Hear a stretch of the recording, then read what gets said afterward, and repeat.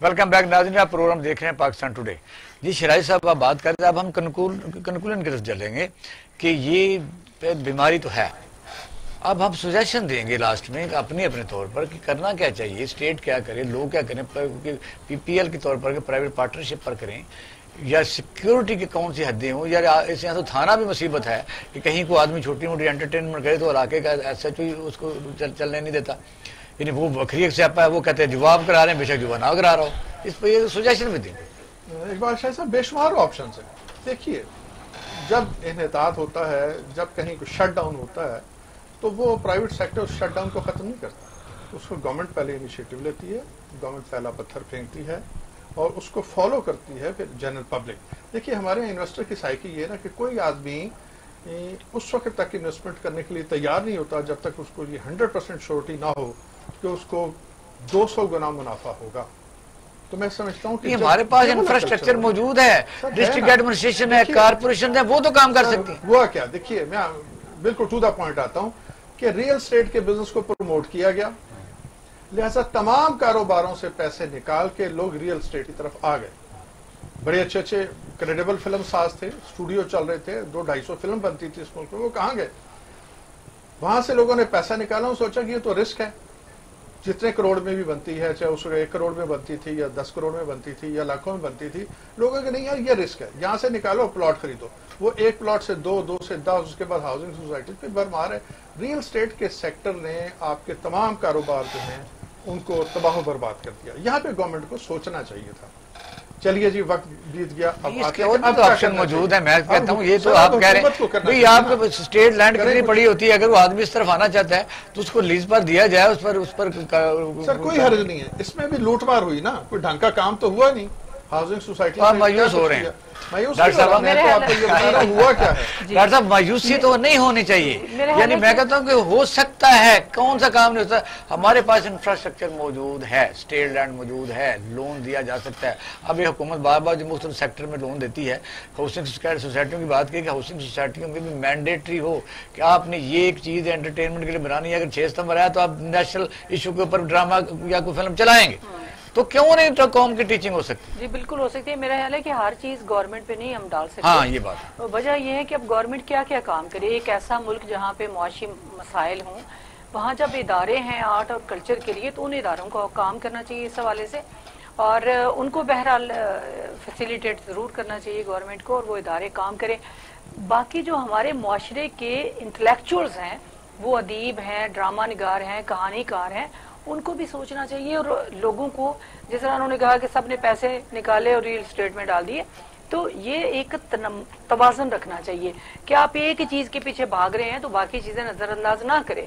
تو میرے خیال ہے کہ وہ جو کلچر ہے ہمارا میلوں ٹھیلوں کا، اس کو زندہ کرنا چاہیے، کیونکہ اس میں پورا خاندان شریک ہوتا تھا، دادا، باپ، دادی، ماں، ہم کندھے پر بیٹھ کے جاتے تھے۔ اس میں آپ کا اس میں یہ نہیں تھا کہ یہ جی لڑکیوں کے لیے ڈبے ہیں، سیکیورٹی بھی آپ نے ایک بڑی اچھی بات کی تھی کہ پھر جو ہم نے میلے ٹھیلے ختم کر دیے، وہاں پہ جو ایک رقص ہو رہا تھا شریفانہ وہ ختم، بنگڑا ختم کر دیا، اور پھر گھروں میں مجرم چلے گئے۔ پھر مسئلہ کیا ہوا باسط خان صاحب کہ جو تفریح ہے نا وہ ایک طبقے تک محدود ہوگی، چند لوگوں تک جو خرچ کر سکتے ہیں۔ آپ کا جو عام آدمی ہے نا وہ تفریح سے بہت دور ہو گیا، اور اس کے اندر فرسٹریشن بڑی، اور پھر مسائل آپ کے سامنے ہی ہیں۔ جی باسط خان صاحب، وجہ یہ ہے کہ ظاہر ہے ہم نے سجیشن بھی دینی ہوتا ہے، آپ کو پتا ہمارے تو وہ جو پروگرام ہم کرتے ہیں اس پر لاسٹ میں ہم چلتا ہے کہ بھی منسٹری آف کلچر فیڈرل میں بھی ہے، صوبوں میں بھی ہے، اس کی ڈومین وسیع کی جائے، یعنی یہ اپنے طور پر عوام کا یہ بھی حق ہے، یہ رائٹ ہے، حکومت کو ذمہ داری اسٹیٹ کی ہے کہ جہاں یعنی قتل و غارت، مصیبت، سارے طوفان سب کچھ ہے، وہاں انسان تھوڑا سا سکھ کا سانس بھی لے، اس کے لیے یعنی یہ طرح یہ ہمارے پاس بنا انفراسٹرکچر کون سا لینے جانا ہے، چھوٹے دیہاتوں تک یعنی آپ کے پاس گورنمنٹ کے ادارے موجود ہیں، تو کیسے اس کو آپ سجیسٹ کرتے ہیں؟ یہ سب بات یہ ہے کہ یہ آپ کے تمام تر مسائل کی جڑ یہ ہے، جب سے یہ ہماری زندگی میں آیا ہے نا، پھر آ گیا یہ آ گیا ساری زندگی۔ اب یہ اس میں یہ ہے کہ ہماری جو ہے نا نئی جنریشن جو ہے، جیسے ہماری اب جنریشن گیپ بھی ہے بہت، چلو 10 منٹ نکال تو لیتا ہے، لیکن اس لیے ہاں، لیکن آپ دیکھیں کہ اس کے اندر ایک انڈور تک محدود ہو گئی ہے ہماری ساری قوم، اور ہماری نئی نسل آ کے جو آؤٹ ڈور ایکٹیویٹیز تھی. مجھے یاد ہے اپنے زمانے میں ہم بھی دیہاتوں میں ایسے بڑے شہر نہیں تھے, ایسی جگہوں سے آئے ہیں, وہاں کٹ پتلیوں کے تماشے ہوتے تھے باقاعدہ, کٹ پتلیوں کے تماشے دکھانے آیا کرتے تھے. اسی طرح باہر لوگ کھیلنے جاتے تھے, ہاکی, فٹ بال, یہ وہ سب ایکٹیویٹیز ہوتی تھی. ہاں اچھا, عارف لوہار کے والد صاحب جو تھے وہ جگہ جگہ اپنے سٹیج لگاتے تھے, عالم لوہار وہ لگاتے تھے کس طرح, بڑے مقبول احسن بھٹی صاحب لگایا کرتے تھے اس فلم میں آنے سے پہلے. تو یہ سارا ہاں بسنت کا تھا. میں سمجھتا ہوں کہ اس سلسلے میں تھوڑا سا ہونا یہ چاہیے کہ اس میں پابندی. سب سے پہلے پولیس چھاپا مارتی ہے, وہ جو ان کے ٹرانسجینڈر ہوتے ہیں ان کو پکڑ کے اندر لے جاتے ہیں, ان سے پیسے لیتے ہیں, یعنی وہ سکھا ساتھ تو لینے نہیں دیتے. میاں صاحب فنون لطیفہ جیسے پہلا سوال شروع میں آپ نے کیا تھا, اس پہ پابندی نہیں ہونی چاہیے. ہماری جو پتنگ بازی کا جو ایک ٹریڈیشنل ایک روایتی کھیل ہے اس کو کھلنا چاہیے. آپ اسی طرح جس طرح بتا دیں کہ انہوں نے بتایا جو ہارس اینڈ کیٹل شو میں خود بھی دیکھا کرتا زمانے میں آ کے, لیکن اس کی بنیادی وجہ اب کیا ہوگی کہ اب ہم لوگ خود آپ دیکھیں گھر کی جو کام کرنے والی سے لے کے وہ بھی ہوتی ہے نا, تو وہ بھی ٹیلی فون پہ چل رہی ہے, جناب کان کو فون لگایا اس نے. موٹر سائیکل پہ لوگ چل رہے ہیں تو ایک ہاتھ سے موٹر سائیکل چلا رہے ہیں, ایک کو کان لگایا ہوا, کار والے چلا رہے ہیں. آپ دیکھیں گھر سے نکل کے مکمل طور پر ہم اس کے غلام ہو گئے ہیں, اور ہمارے ذہن میں چیزیں آؤٹ جو تھی آؤٹ سائڈ ایکٹیویٹی ہوتی ہے نا, جس طرح آپ نے اب کئی لوگ پوچھتے ہیں بھائی صاحب آپ کی صحت یہ طرح بجاتے ہیں واک کر رہے ہیں, نہیں میں ٹریڈ مل کر لیتا ہوں آ کے. جس طرح کہا جا رہا ہے نا ہم نے کرونا کے ساتھ رہنا ہے, اب ہمیں اس سیل فون کے ساتھ رہنا ہے, یہ انوائڈیبل ہو گیا. ابھی ڈاکٹر سوریا صاحب بڑی خوبصورت بات کر رہی تھی عرب کلچر کے حوالے سے کہ جی وہ گھوڑے بھی دوڑاتے ہیں, وہ اونٹ ریس بھی ہے. انہوں نے جو بات کی بڑی خوبصورت, میں اس میں تھوڑا سا ایڈ کرنا چاہوں گا. پہلے وہ تلواریں چلاتے تھے دشمنوں کے خلاف, اب وہ ہوا میں تلواریں چلاتے ہیں. اور ہم اتنے گئے گزرے ہیں, ہم ہوا میں بھی تلواریں نہیں چلا سکتے, ہم ہاتھ پہ ہاتھ رکھ کے بیٹھ کے ہیں.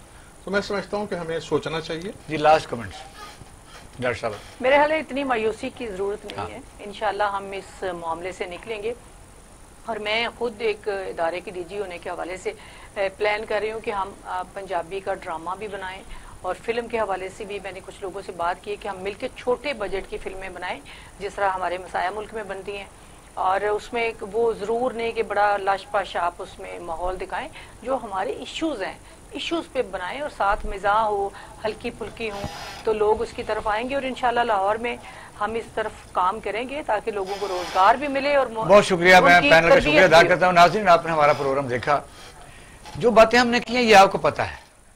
وجہ یہ کہ جو آپ سے پہلی نسل ہے, یعنی اپنے والدین, جو بچے جو اب چیزیں سنتے ہیں اپنے والدین سے, سچی بات تو یہ ہے کہ وسائل کی کمی اس وقت زیادہ تھی, اب وسائل زیادہ ہیں.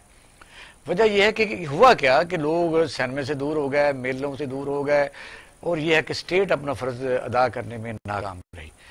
اسٹیٹ کا فرض ہے کہ تمام جو ادارے ہیں ان کو اسی طریقے سے چلایا جائے جس طریقے سے یہ 1935 کے تحت سارے پاکستان میں جو ادارے بنے ہوئے, 1973 کا جو آئین ہے وہ ان کو تحفظ فراہم کرتا ہے.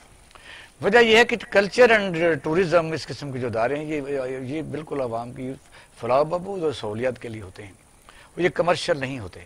اس وقت پاکستان کی آبادی 22 کروڑ ہے, اور آپ دیکھ رہے ہیں کہ یہاں دہشت گردی, غصہ اور لڑائی جھگڑے, قتل و غارت, اس کی مین ریزن جو اسٹڈی کی گئی ہے وہ یہ ہے کہ عوام کے پاس کوئی دوسرا آپشن انٹرٹین کر نہیں رہا ہے. وجہ یہ کہ جو دنیا میں 65% پاکستان میں نوجوان رہتے ہیں ان کے پاس کوئی ایکسیس ہی نہیں ہے, وسائل سب کے پاس ایسے نہیں ہیں.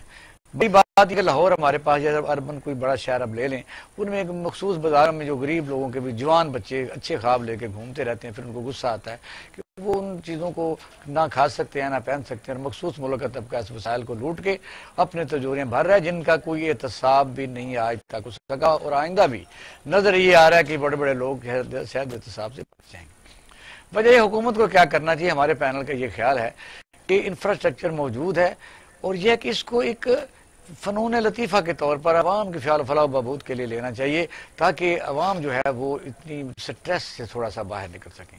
اور اس پر چیک اینڈ بیلنس ہونا چاہیے کہ کسی کی توہین نہ ہو. بس سیاسی جماعتوں کی جو سربراہ ہیں, مذہبی جماعتوں کے ان کی جو بھی توہین ہے وہ قابل تعزیر جرم ہونا چاہیے. اچھے لفظوں کے طور پر ڈیمی بنانا کوئی جرم نہیں ہے.